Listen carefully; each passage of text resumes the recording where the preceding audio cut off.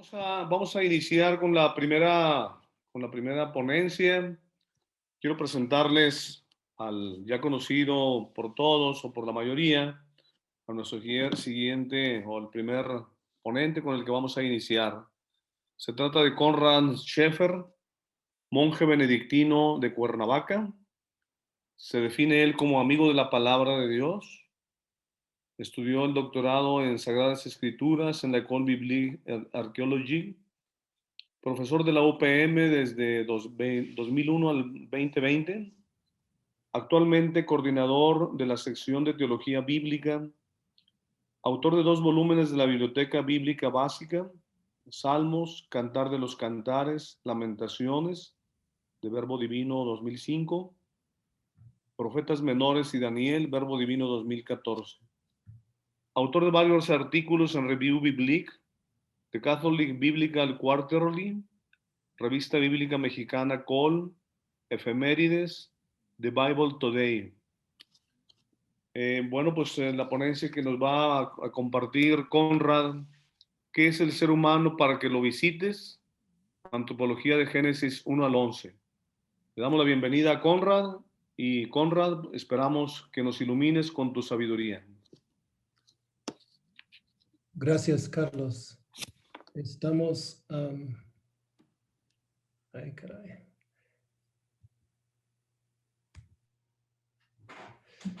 ¿Qué es el ser humano para que lo visitas? Empecé con este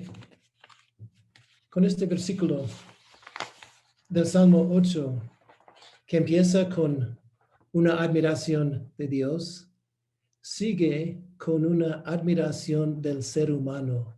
Esto es lo sorprendente en un sentido porque muchas veces pues nuestra visión del ser humano es que algo faltante, algo débil, algo frágil. Pero después de la admiración de Dios, qué admirable es tu nombre en toda la tierra, encontramos en el mero centro del Salmo el versículo, ¿qué es el hombre para que te acuerdes de él? ¿Qué es el ser humano para que lo visitas? Varias traducciones de este versículo, pero yo prefiero en la palabra fakad en hebreo es una visita constitucional, es una visita formal. Entonces, admirando al ser humano con su valor, pues tanto de que Dios lo toma en cuenta. En el 30 de septiembre de 2019, la Pontificia Comisión Bíblica publicó el documento sobre la antropología bíblica que estaba trabajando en la comisión durante unos 4 años. Conocemos algunos miembros de esta comisión y finalmente un documento de unos 200 páginas que me inspiró en este estudio, que es el hombre, Salmo. Un itinerario de antropología bíblica que se publicó en 2019. Lo que propongo aquí en lo siguiente es una lectura de los primeros capítulos de Génesis, particularmente en los capítulos después de poner la escena de una creación muy buena, como dice el mismo Dios al final del capítulo 1.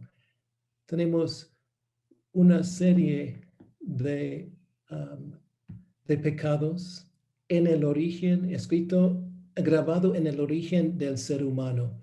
Yo propongo que el autor, teólogo, antropólogo que está escribiendo los primeros 11 capítulos de Génesis está indagando el misterio del ser humano en su tiempo, en nuestro tiempo, y está poniendo bajo la lupa algunos aspectos del ser humano que él quiere recalcar para que nosotros reflexionemos por qué somos como somos.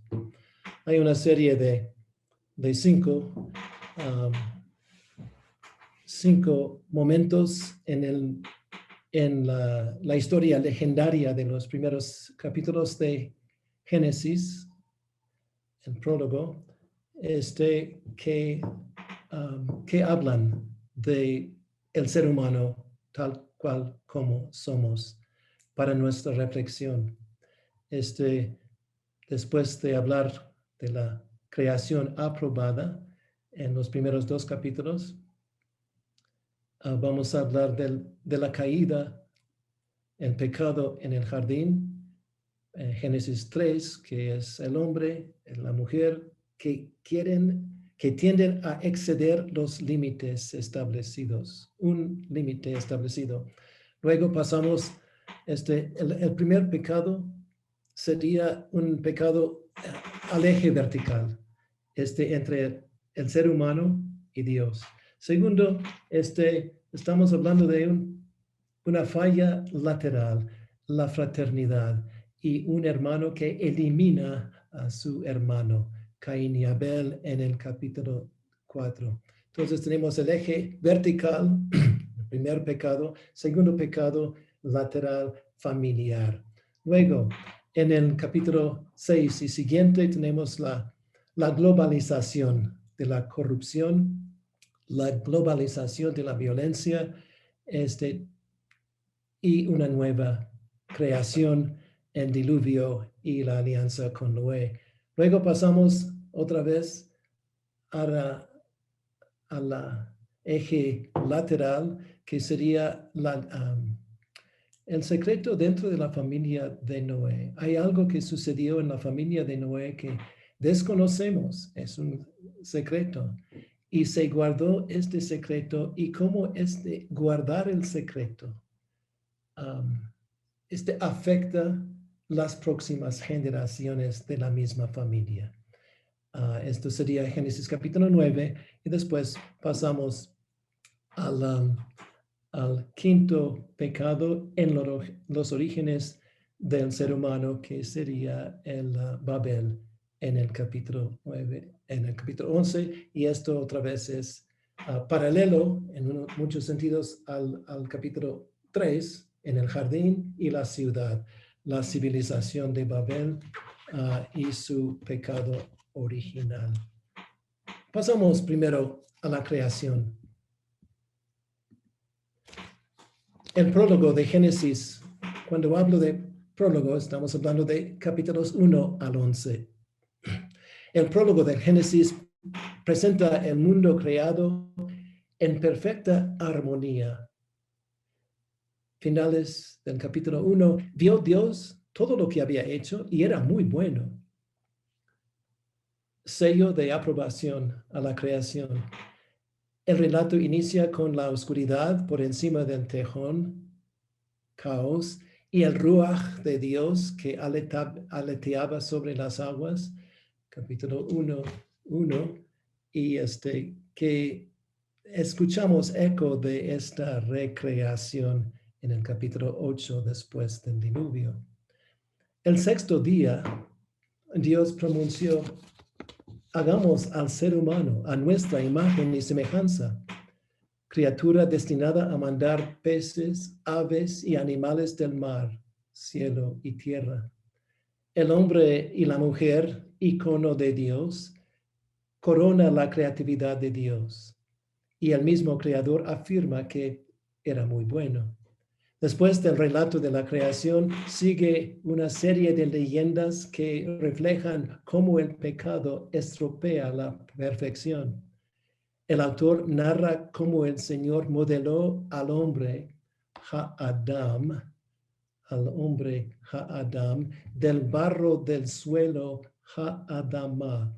Importante este juego de palabras, Adán y Adama, tierra, porque se resuena las mismas palabras en la bendición de Moisés, de Abraham, en el capítulo 12, y también después del diluvio. el Señor le prestó su respiración y lo colocó en el jardín para que lo cultivara.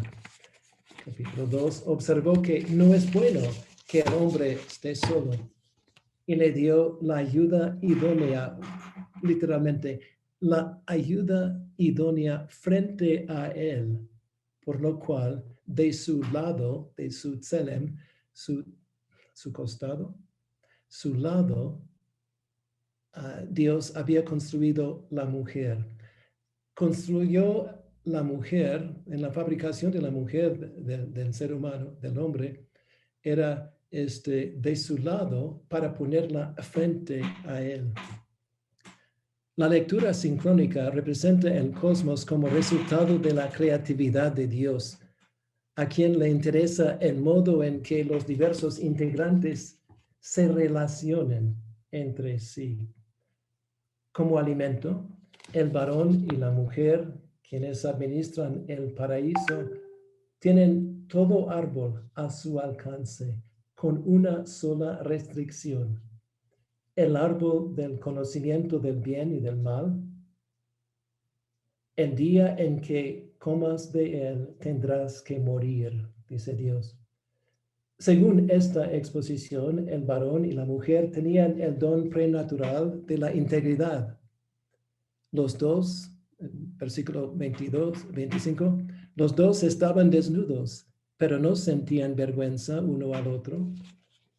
Su naturaleza libre de luchas inferiores, su inclinación conforme a su origen, Dios. El autor teólogo pone de relieve la solidaridad y la armonía entre el hombre y la tierra, entre el varón y la mujer, entre criatura y creador.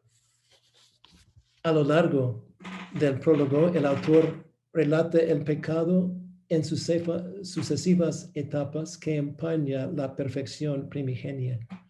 Le interesa la atención de Dios, quien rescata a su criatura de las consecuencias de su transgresión. A pesar de que el hombre se desvíe de su naturaleza, Dios siempre se manifiesta pro vida respecto al ser humano. Dejando atrás el escenario de la creación en los primeros 2 capítulos de Génesis, el capítulo 3, como puente, esboza la escena legendaria en el jardín de Edén, una serpiente que habla con una mujer, las cualidades extraordinarias atribuidas a 2 árboles, Dios que pasea por el jardín a la hora de la brisa, y luego Dios fabrica túnicas de piel para vestir al avergonzado Adán y a su mujer. Es por eso que estamos hablando de una leyenda que nos habla de la teología o la antropología teológica. La simbología aquí y en los capítulos sucesivos invita al lector a reflexionar la antropología teológica sobre quién es el hombre, quién es el ser humano, cómo su pecado degrada su naturaleza y cómo Dios conserva su dignidad y lo restaura. A lo largo de 11 capítulos se esboza el mítico árbol genealógico hasta Terach, originario de Ur de los Caldeos, Babilonia, y padre de Abraham, finales del capítulo 11.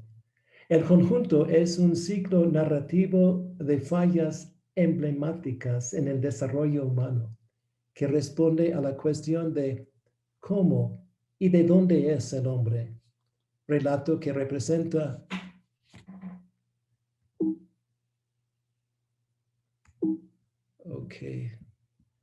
¿Ustedes tienen acceso a mi pantalla? Sí.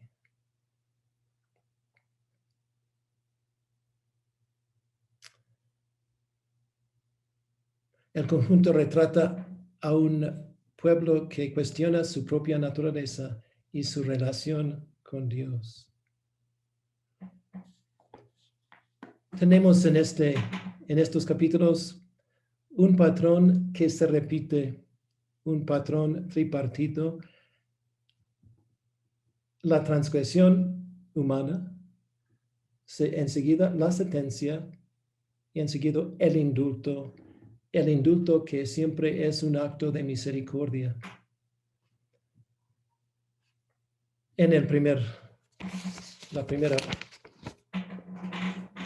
pecado sería el fruto prohibido, y el indulto o el momento de misericordia es Dios fabricó ropa para el hombre y la mujer, y asistió en la continuación de la especie.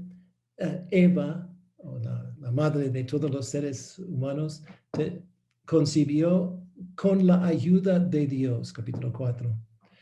Luego, en el segundo pecado, en los orígenes del hombre, tenemos el fratricidio de Caín, y el momento de indulto o misericordia.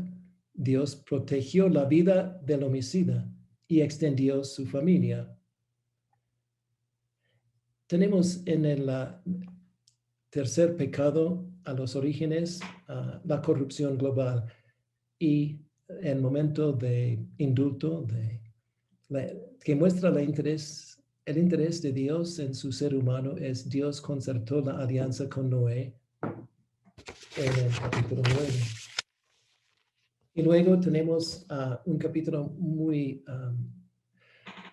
difícil a entender o saber qué sucedió en esta familia.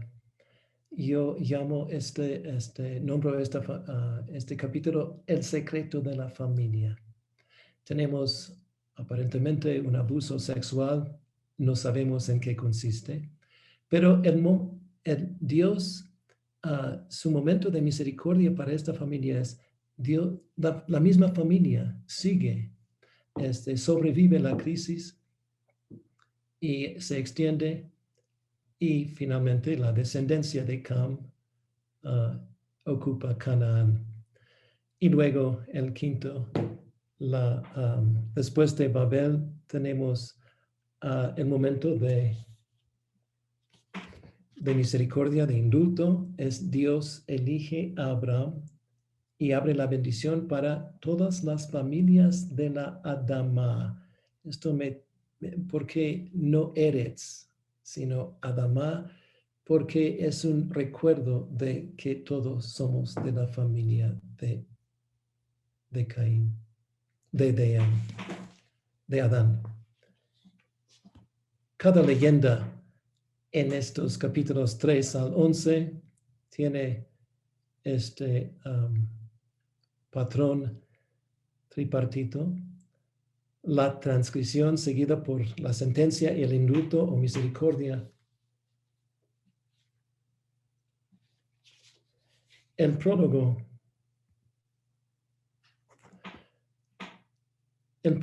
como una serie de cortometrajes presenta las relaciones de varón y mujer, el cometido del ser humano respecto a la creación, el riesgo de decidir para sí mismo el bien y el mal, las relaciones fraternas, los efectos fatídicos de la codicia, Caín y Abel, la corrupción generalizada y el descuido de los derechos humanos. Esto sería la palabra jamás en hebreo, que quiere decir olvido de derechos humanos.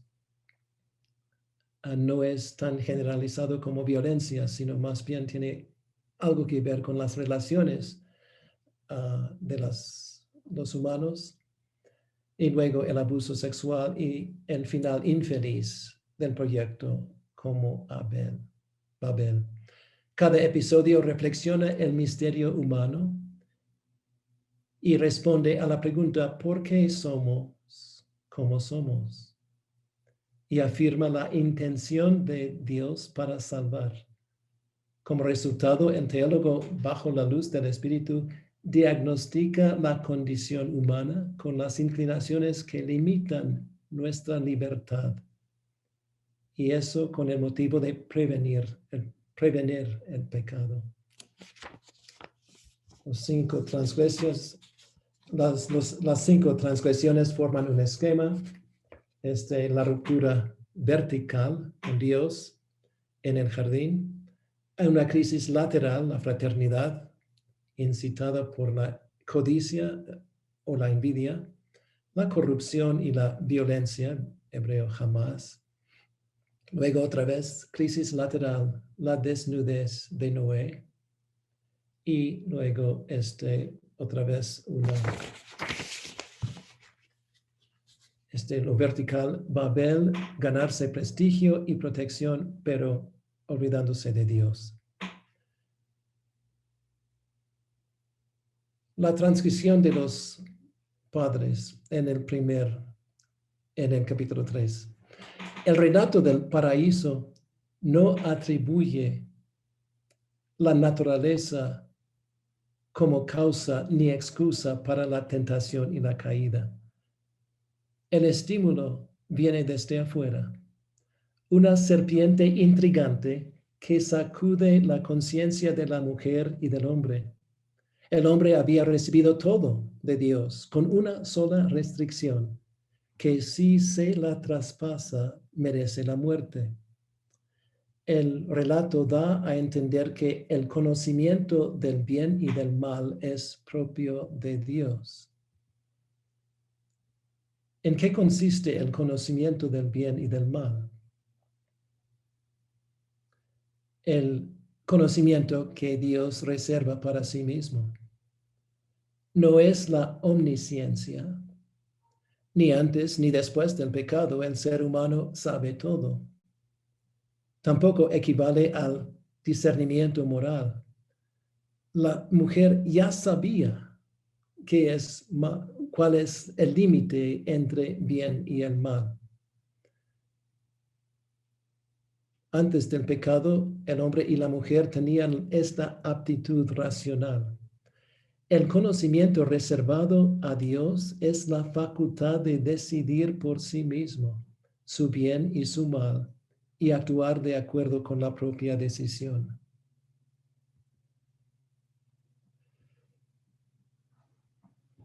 Provocada por la serpiente, locuaz, la mujer contempla el beneficio de comer del fruto prohibido.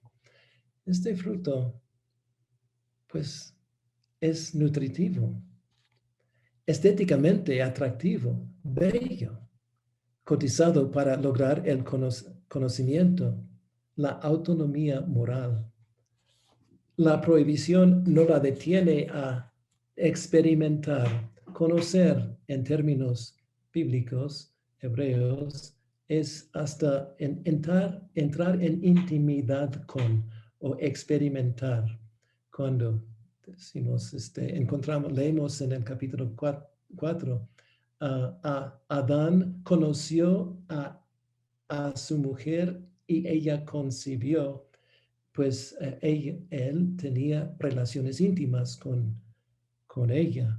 El conocimiento es experimentar. La prohibición no detiene a la mujer a experimentar tanto el mal como el bien. Versículo 6 del 3.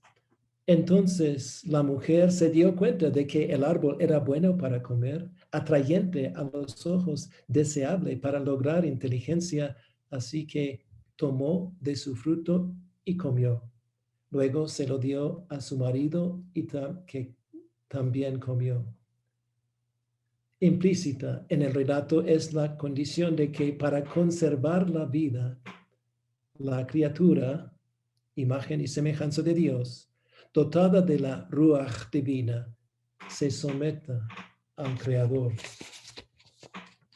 Podemos entender la oferta como si Dios hubiera dicho, todo es tuyo, pero si comes de todo, arriesgas la vida.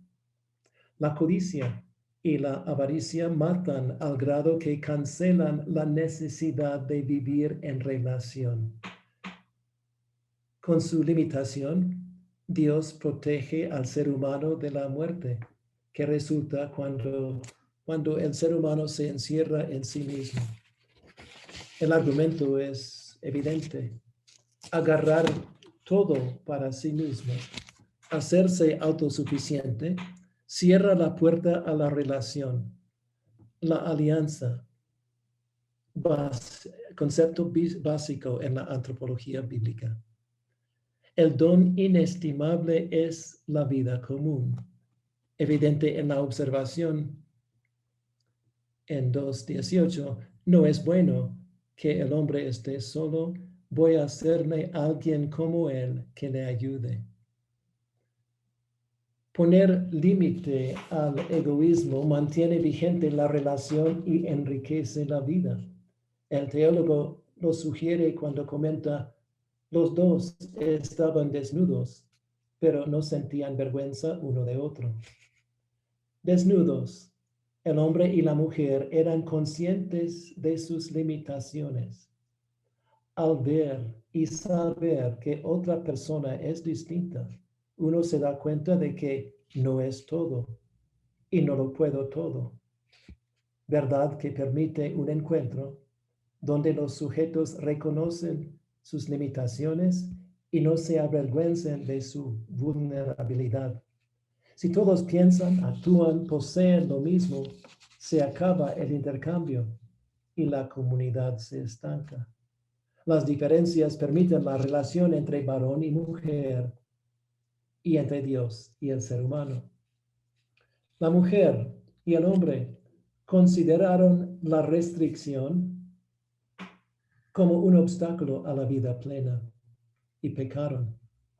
Sí, lograron lo que deseaban, lograron el conocimiento, la experiencia deseada, la autodeterminación del bien y del mal, pero con resultado catastrófico.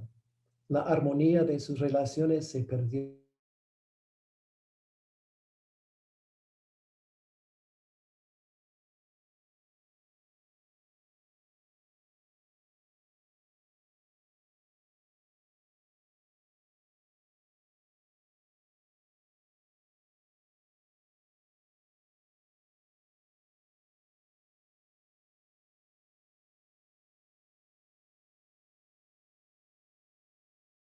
Enemistad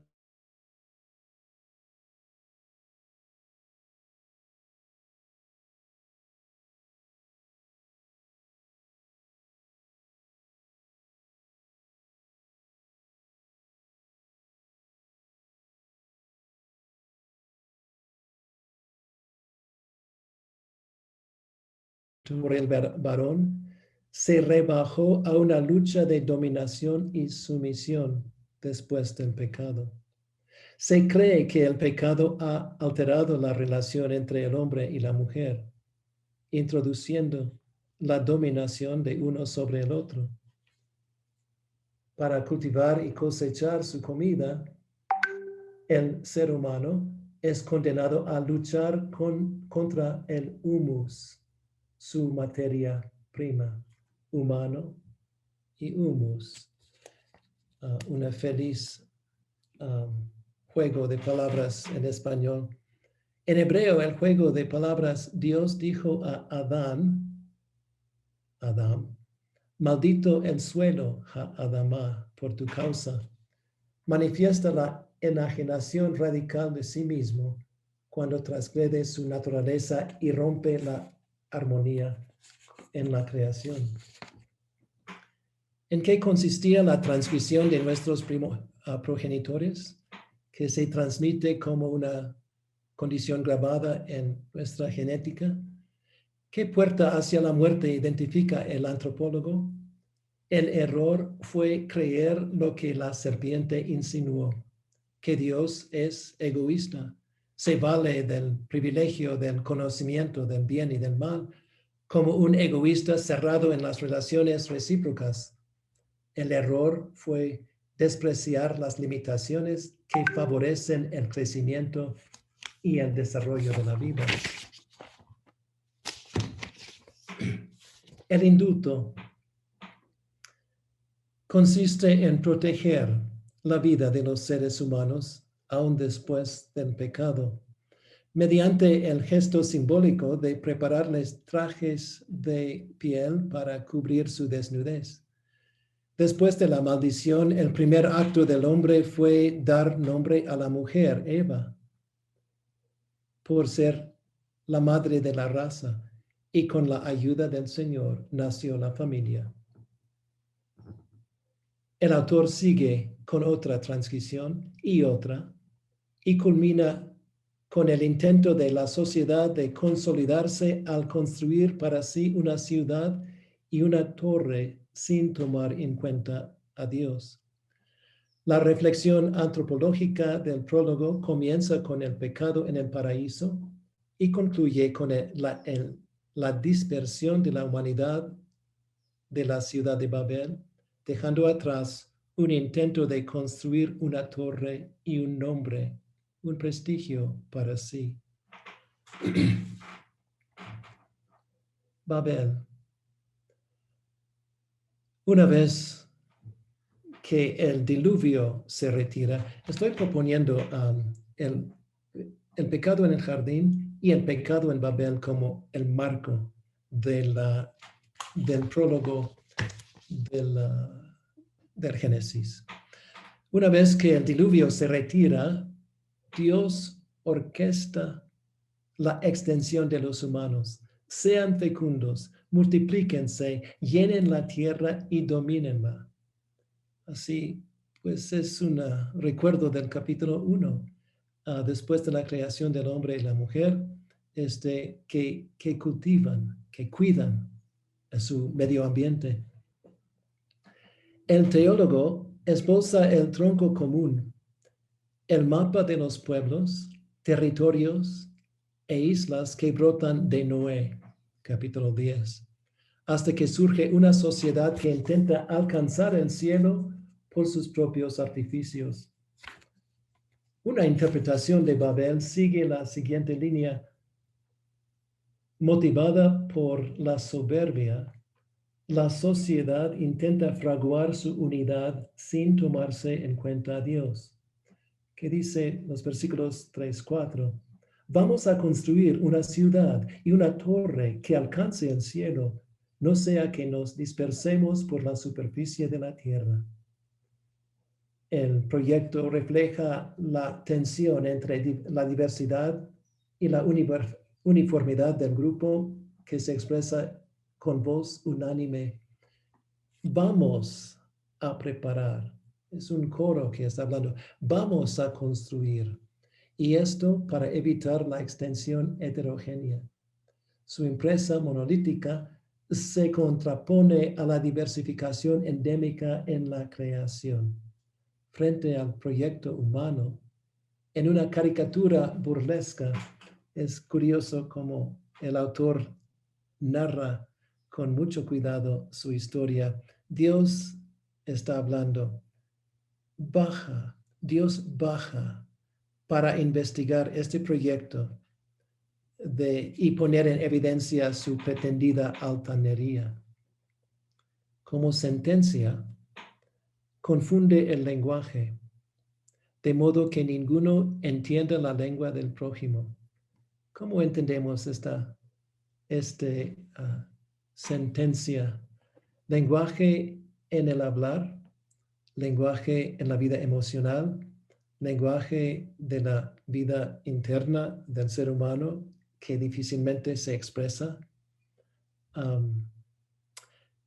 En su contexto, Babel, en la Biblia, Babel es el parteaguas entre la prehistoria y los patriarcas. En un primer momento, en el paraíso, la transgresión consistía en la autodeterminación respecto al bien y al mal. En Babel, la sociedad entera ignora a Dios y quiere cancelar su diversidad, privar a los individuos de su distinción para lograr la identidad colectiva, perjudica el desarrollo y la iniciativa personal. Dios aplicó una medida preventiva, confundir su lenguaje para resaltar las diferencias entre personas y sociedades. La diversidad, para coexistir requiere acuerdos y alianzas que enriquecen la comunión, mientras cada parte reconoce y vive dentro de sus limitaciones y valora las diferencias complementarias. Resumen de la primera y quinta transgresión. Dos episodios muestran de qué manera el hombre estropea la imagen de Dios grabada en su persona. En el jardín, el hombre y la mujer excedieron su límite y apropiaron el privilegio de Dios. En Babel, el pueblo intentó exaltar su uniformidad a costa de sus diferencias. El antropólogo del Génesis presenta a Dios que desea la unidad de la familia y favorece las diferencias que ocasionan relaciones sinceras. En su contexto, Babel demuestra cómo la transgresión limita la familia humana. Previamente, el teólogo presentó la diversificación de la familia de Noé en 3 continentes: Europa, África, Asia, capítulo 10, compuesta de más de 70 descendientes que se extendieron hacia los 3 continentes. Cada clan tiene nombre propio y juntos forman una familia extendida en los 3 continentes, fruto de la bendición: sean fecundos, multiplíquense y llenen la tierra. A pesar de que existen ciertas posturas particulares o colectivas que empobrecen al ser humano y conducen a la muerte, sobresalen otras que conservan la diversidad y la vida, favorecen el crecimiento espiritual y el desarrollo del pueblo. Una vez trazado el marco del prólogo y la dispersión de los pueblos, una vez trazado el marco del prólogo, las transgresiones de Edén y Babel, nos quedan otros pecados en el origen de la humanidad. 2 se centran en la familia, la de Caín y la de la desnudez de Noé. Y un tercero, la generación de Noé, expone la globalización de la corrupción, la violencia. ¿Dónde está tu hermano? Capítulo 4. La leyenda de Caín y Abel reflexiona una cuestión perenne que tiene que ver con la voluntad de Dios y la inclinación tóxica en las relaciones humanas. A esta cuestión se agrega la sociología y el comercio, ya que Caín se convierte en el dueño de tierras fértiles, mientras Abel es pastor sin terrenos propios. Qué curioso, ¿no? Después del pecado, que Caín pierde su patrimonio de tierras fértiles y se convierte en nómada. Pero más que sus oficios, la rivalidad entre hermanos y sus horrendas consecuencias, el antropólogo se ocupa de las relaciones entre Dios y Caín, entre Caín y el suelo que lo reclama, y la sociedad donde le toca al asesino vivir. La trama comienza cuando ambos hermanos ofrecen las primicias de su labor. Versículo 4-5. El Señor se fijó en Abel y en su ofrenda, pero no se fijó en Caín ni en su ofrenda. El autor no explica por qué aprueba el sacrificio de Abel, por qué la parcialidad hacia uno de los hermanos. Nada en el texto de Génesis inhabilita a Caín o reprueba su ofrenda. Sin embargo, su descalificación es necesario para el argumento. Entre otros motivos, al autor le interesa el tema del hijo menor. al igual que Isaac es preferido a Ismael, Jacob a su hermano mayor Esaú, Raquelito a su hermana mayor Lía, Judá o José a sus hermanos mayores, David a sus hermanos. En la familia del Medio Oriente sería estándar que el primogénito ocupara la posición privilegiada. Cuando Dios pasa por alto su ofrenda, Caín se fija en la parcialidad hacia su hermano. Y en este momento, Caín perdió de vista a Dios. Se desanimó. Desanimó está bien. Literalmente en hebreo, cayó su semblante. Y el resentimiento lo encausó hasta matar a su hermano. La vida en familia presente desafíos cuando existen envidias, recelos y desconfianza. El teólogo afirma que Dios permite la inequidad entre hermanos, narra las incongruencias y tensiones que son sombras que se sufren en las relaciones. El teólogo nos invita a reflexionar sobre la disposición moral. En primer lugar, se proyecta el pecado como un animal agazapado a la puerta, ávido para lanzarse sobre su presa. El pecado es algo que viene desde afuera y cuando ataca vence al sujeto desde adentro. En segundo lugar, el pecado codicia a Caín. Es la misma palabra codicia que se utilizó para el deseo de la mujer hacia el hombre en la sentencia, la maldición del capítulo 3. El término teshukah, ansia, pasión, codicia, conota un deseo desordenado.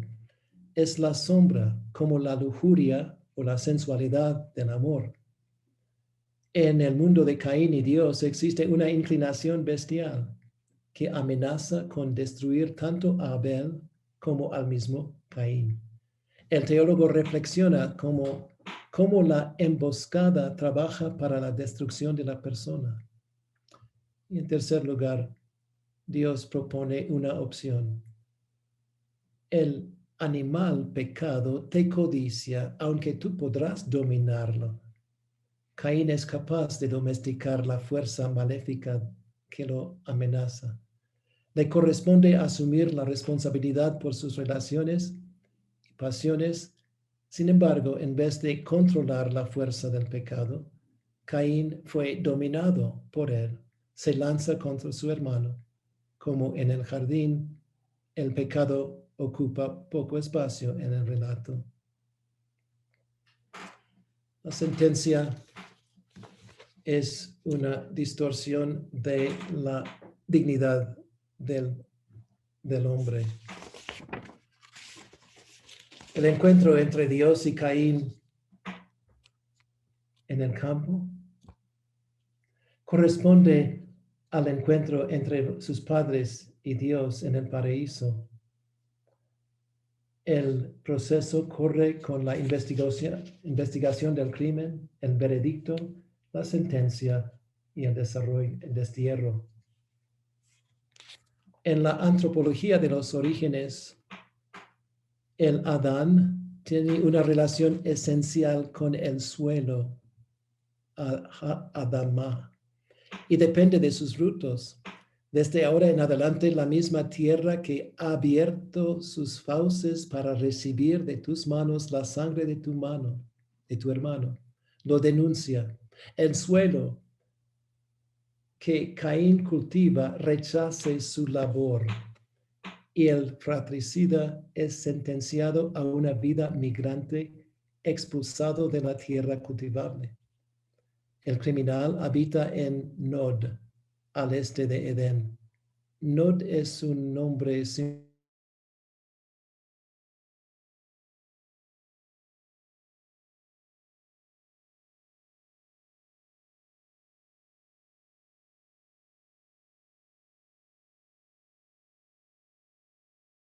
connotación negativa que la vida nómada implica. El prófugo es consciente de que alguien lo puede matar. El indulto, la señal con la cual Dios lo marca como culpable, también protege su vida. Este marca de Caín corresponde al vestido de piel que Dios regaló a sus padres después de su pecado. El teólogo afirma que la vida de Caín es amenazada. Sin embargo, Dios no le abandona. Su descendencia es numerosa y nace el reemplazo de Abel, su hermano Set. El hermano Set, enseguida los familiares de Set, el sustituto de Abel, llaman la atención por las altas cifras de sus edades y exponen un tema antropológico.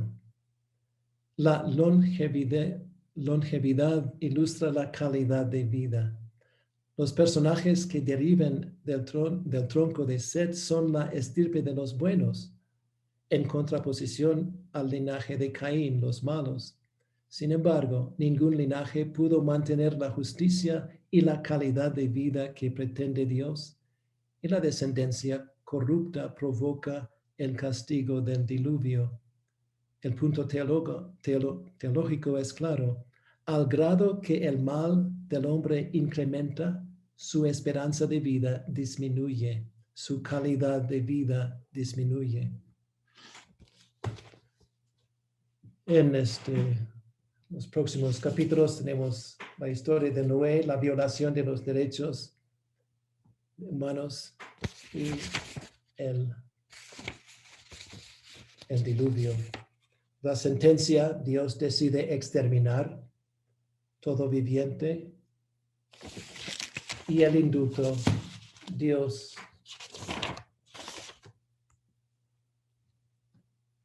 decide salvar a una familia junta con toda especie animal y toda ave. Al final, el indulto, tenemos la alianza entre Dios y la familia de Noé, que termina: no volveré a maldecir el suelo a causa del hombre, porque la tendencia del corazón humano es mala desde su juventud. Y Dios compadece de este corazón humano desde su juventud.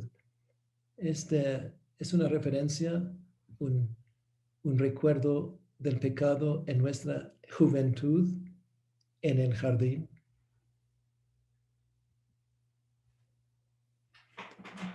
Pasamos al cuarto pecado, grabado en el ser humano. La familia de Noé señala un nuevo comienzo, pero un suceso delicado involucra a sus 3 hijos y repercute en el futuro de la familia. Como Adán y luego Caín, Noé también cuida la tierra. El cultivo de la vid es un avance en la agricultura y la vid contribuye a la fiesta y el descanso. Noé, versículo 21, Noé bebió del vino, se emborrachó y quedó desnudo dentro de su tienda. El teólogo narra la escena: Noé, borracho y desnudo, en su tienda, y su hijo lo descubre. ¿En qué consiste este descubrimiento? La embriaguez significa que algo sucede en la familia sin que Noé, el protagonista, lo sepa. Con este detalle, Noé desnudo se vuelve víctima de actos ajenos y evoca el campo de la sexualidad. La expresión ver la desnudez se refiere a un acto que viola la integridad de la familia. Digo un acto porque en el mismo texto, Noé vio lo que Cam había hecho, pero no sabemos qué había hecho. Pero en el versículo 4 dice, Cam había hecho algo, no solamente era la mirada. La transgresión es reportado como entrar y ver la desnudez de su padre. Versículo 22, 23. Luego Cam sale y comenta a sus hermanos fuera de la tienda, quienes sin ver la desnudez de su padre, lo cubren, lo tapan. El autor no califica los actos, ni el de Noé, borracho y desnudo, ni el de Cam, ni siquiera el de cubrir la desnudez de su padre. Pero los detalles nos hacen despertar. En los textos legales del Antiguo Testamento, particularmente Levítico, la desnudez se refiere a la intimidad sexual. Levítico 18. Ninguno de ustedes se acerque a una consanguínea suya para descubrir su desnudez. No descubrirás la desnudez de tu padre ni la desnudez de tu madre. Se trata del descubrimiento,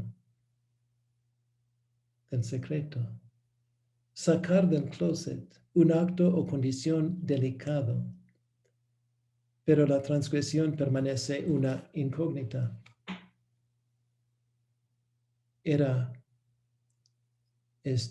Cam tenía relaciones con una de sus cuñadas, con su madre, o intentó con su padre.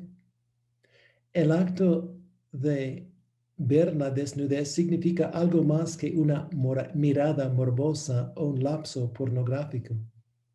La misma expresión que en los profetas señala violación o abuso, en la legislación sacerdotal designa el incesto.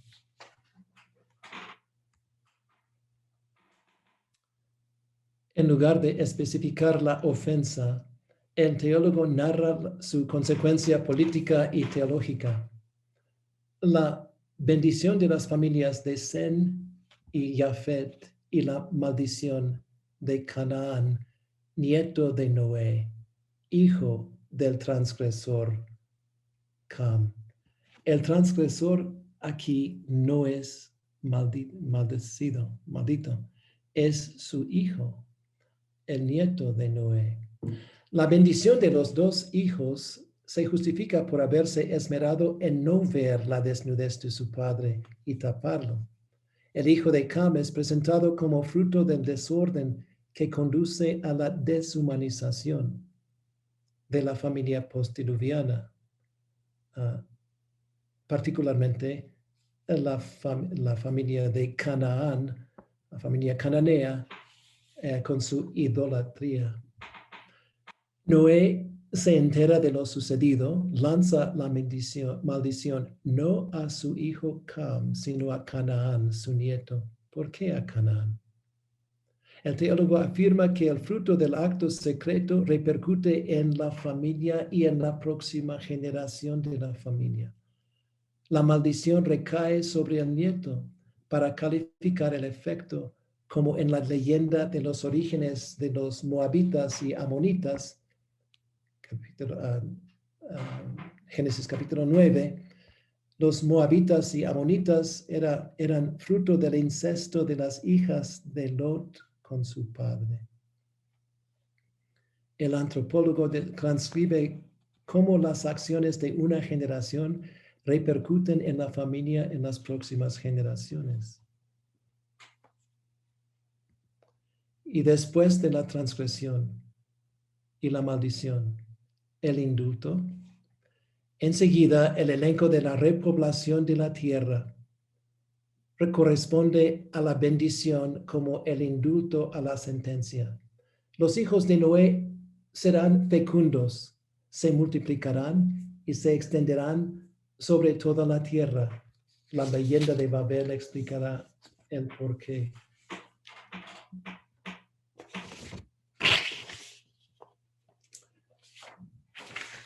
Los episodios de Génesis capítulo 1 al 11 proyecta un interés antropológico.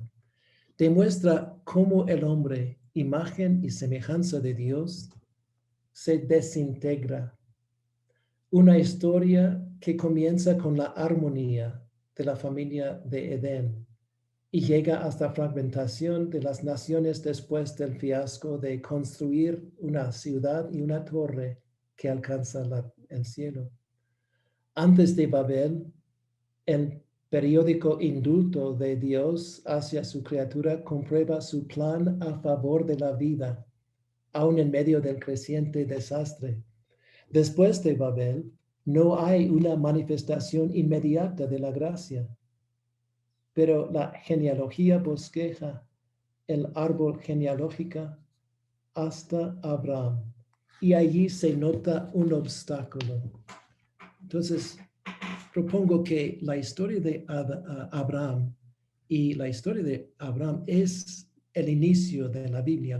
La Biblia no empieza con la creación, la Biblia empieza con la llamada al nuestro Padre en la fe, pero hay un obstáculo. Ahí Sarai, la madre de la generación nacida en la fe, era estéril, sin hijos. La creación y la fecundidad de la bendición se extiende hasta Abraham, instrumento de la salvación para todas las naciones de la tierra, Adama. Pero la esterilidad de su esposa amenaza la promesa. Después de la sentencia de Babel, el indulto consiste en la promesa de Abraham y desde allí se desarrolla la historia de la salvación hasta la venida del Mesías. Permítanme 2 minutos más. Epílogo. En lugar de concluir esta reflexión, prefiero dejarlo abierta, a modo del prólogo de Génesis, que queda abierto, esperando la historia de la salvación que comienza con Abraham. El autor narra una inclinación hacia el desorden. Génesis, Caín y Abel, Noé, la familia de Noé, Babel. Pero siempre el Creador interviene para restablecer, pues, un capítulo de armonía y bondad. Después de cada transgresión, Dios interviene a favor de la vida y llega a elegir a Abraham como instrumento para reconfigurar a la humanidad con la bendición de todas las familias de la tierra. A pesar de todo, la fragmentación del mundo creado no presenta una visión pesimista del ser humano. El relato es matizado y el hombre falible también responde con valor. Después de Babel, la humanidad se extiende por toda la tierra. En su conjunto, la prehistoria, Génesis capítulo 1 al 11, representa un diagnóstico de la humanidad herida con un propósito pedagógico.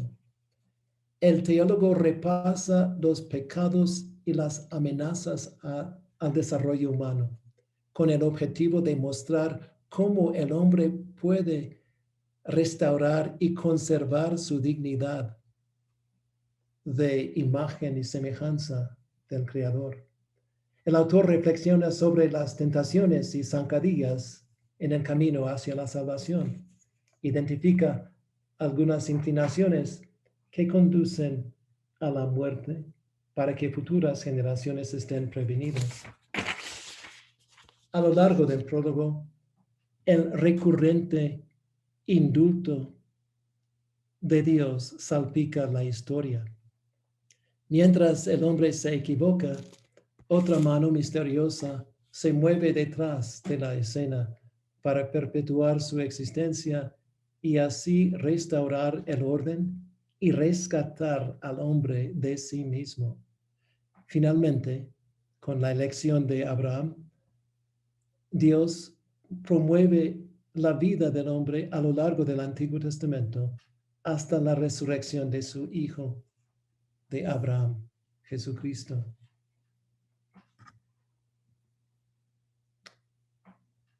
La última palabra nos ofrece el documento de la Pontificia Comisión Bíblica, que luce el título ¿Qué es el hombre? El que en hebreo sería la palabra ma. ¿Qué es el hombre? Es la pregunta del versículo en medio del Salmo 8, en el cual la partícula que, hebreo ma, resuena al inicio y al final.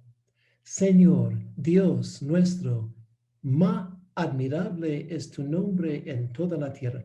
Señor, dueño nuestro, qué admirable es tu nombre en toda la tierra. Con la admiración de Dios todavía en la boca, el coro centra su atención en el hombre, criatura del admirable Dios. Y esta criatura exclama mientras pregunta, ¿qué? Ma. ¿Qué es el hombre para que te acuerdes de él? ¿Qué es, ma? ¿Qué es el ser humano para que lo visites? Visita que es frecuente en la historia de Dios que salva al hombre de sí mismo. A la luz del prólogo del Génesis, la traducción del Salmo se vuelve ambivalente. Señor, Dios nuestro, qué admirable es tu nombre, signo de exclamación. Y luego, ¿qué es el hombre? Signo de admiración. Qué admirable es el ser humano para que lo visites. Y la definitiva visita anunciada a la Virgen de Nazaret y realizada en su Hijo es la visita del mismo Dios Jesucristo en nuestra carne. Vamos a terminar con recitando juntos el Salmo, algunos versículos del Salmo 8. Todos juntos. Señor, Dios nuestro, qué admirable es tu nombre en toda la tierra. Cuando contemplo el cielo, obra de tus dedos, la luna y las estrellas que has creado. ¿Qué es el hombre para que te acuerdes de él? ¿Qué es el ser humano para que lo visitas?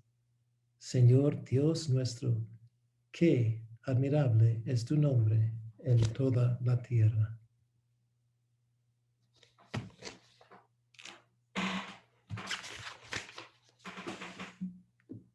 Carlos, no escuchamos.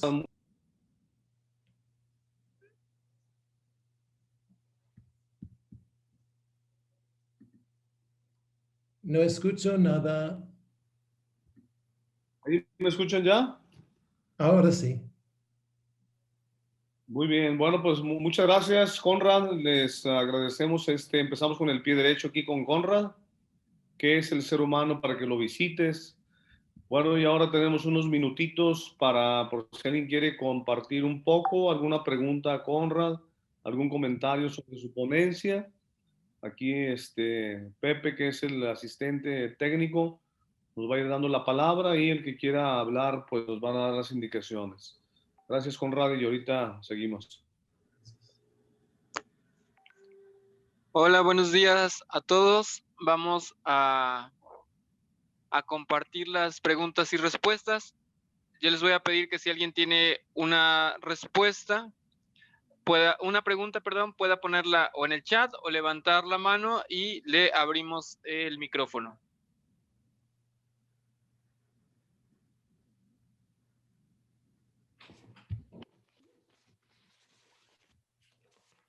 A ver, por ahí. Conrad, si nos permite dejar de compartir su pantalla, la voy a quitar para poder ver la pantalla completa.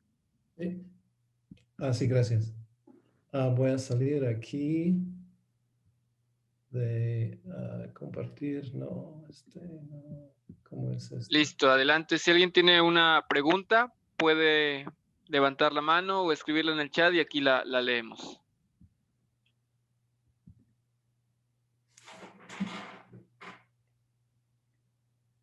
Antonino. A ver, Antonino, voy para allá. Antonino Cepeda, le voy a mandar una reactivación de audio. Puede encender su micrófono. Sí, aquí Adelante. estoy.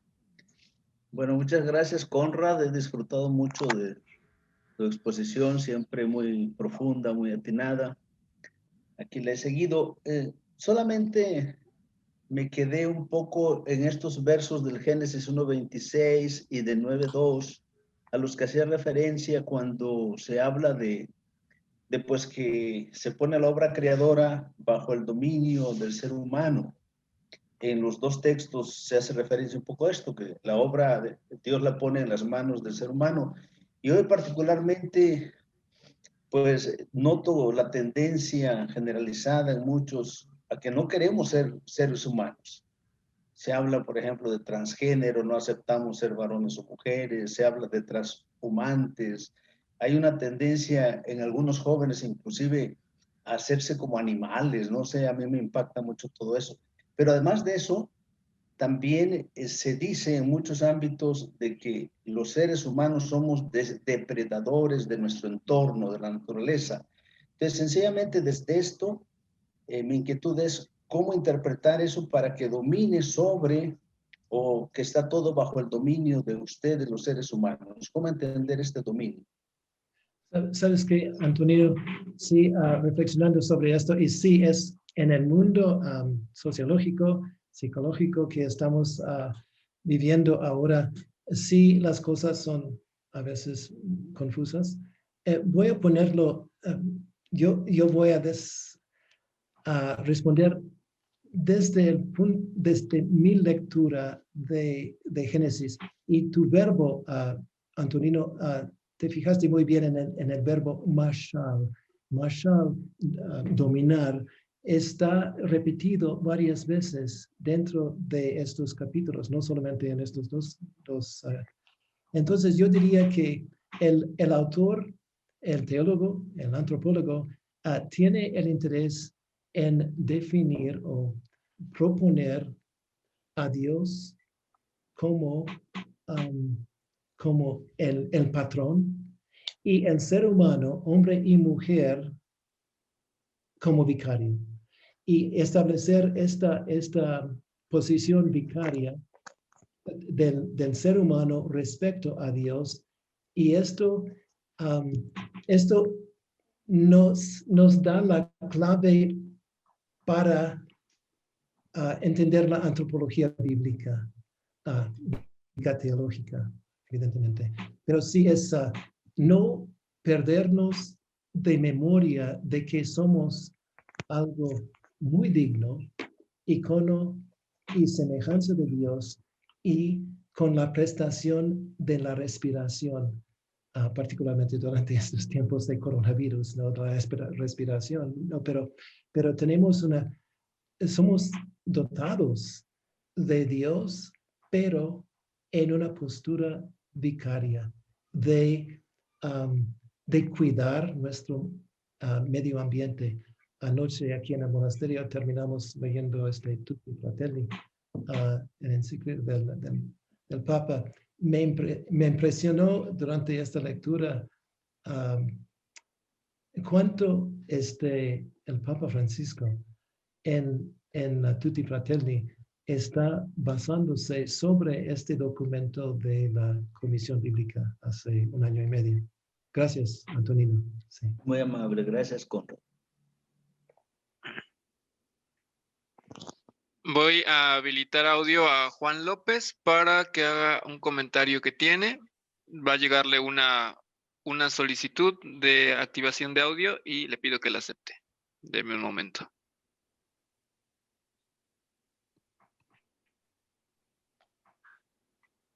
Adelante.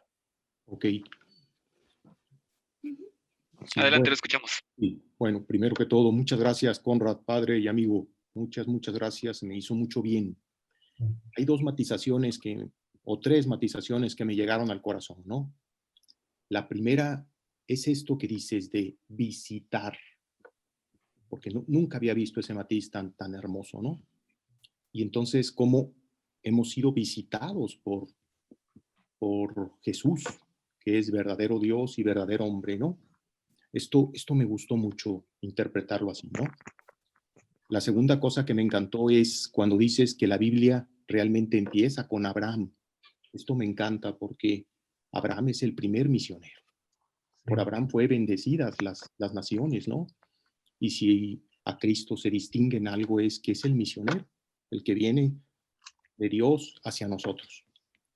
Pero lo que más me gusta, lo que más me llena de esto, es darme cuenta o haber contactado que Dios se hace hombre, pero no viene a darnos lecciones, sino viene a aprender de nosotros. Esto es algo increíble, porque Jesús sin María y sin José no sería quien es.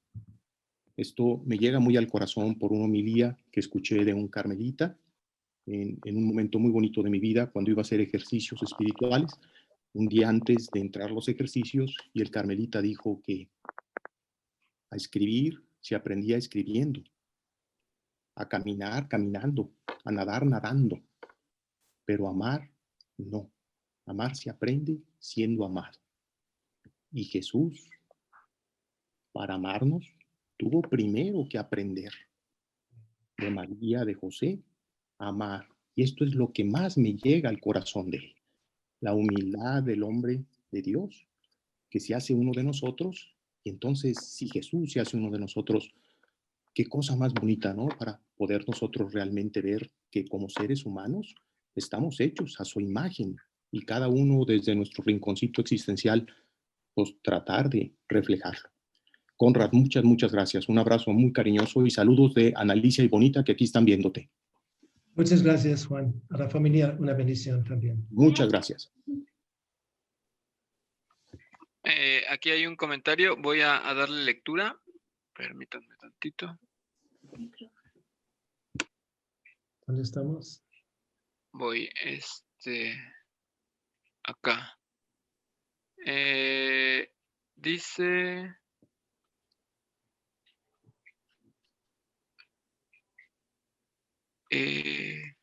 aquí. Dagoberto dice, estimulante comprender el renglón responsabilidad personal en su creación de parte de Dios, a quien ante las terribles deficiencias de la humanidad surge en Dios la posibilidad de la redención en cada etapa pecaminosa de la historia. Eso da luz a creer que Dios pueda, en nuestro tiempo, emerger como el Dios bueno, tolerante, compasivo y misericordioso. Gracias, Conrad. Esto es de parte de Padre Dagoberto. Dagoberto, sí, me agrada mucho tu comentario. Y de José Estrada, quiere hacer una pregunta por ahí. Sí, le doy audio. José Estrada, adelante. Hola, muy buenos días. Antes que nada, muchas gracias, Padre Conrad. Sin duda que soy reiterativo, pero agradezco mucho esta muy bella ponencia. La pregunta gira en torno al capítulo 6 del Génesis, puesto que en la dinámica pecado-misericordia nos encontramos con una situación extraña. Los hijos de Dios y las hijas de los hombres, que después en la tradición judía es retomada como los Nefilim en el libro de Enoc, pero en el Nuevo Testamento tajantemente es condenada, tanto en Judas, versículo 6, y segunda de Pedro 2:4, porque incluso hasta menciona el tártaro. ¿Qué pudiera decirnos al respecto? Muchas gracias. Muchas gracias. Sí, mencionaste dos posibilidades. Hay varias. No sabemos de qué se trata este texto. Algunos dicen que, pues entonces la familia de Set, los buenos, se juntó con la familia de Caín. Otras posibilidades para esto también sería, a modo de mitología griega, los dioses, los diositos tenían relaciones sexuales con los seres humanos yo diría que es una adversión, habla de la idolatría que es endémica dentro del ser humano. No define en qué consiste la idolatría, pero yo diría que en el contexto de Génesis, estos capítulos, yo diría que sí, estamos hablando de idolatría. Mencionaste la gente indígena de grande estatura, pues también estos son Caídos.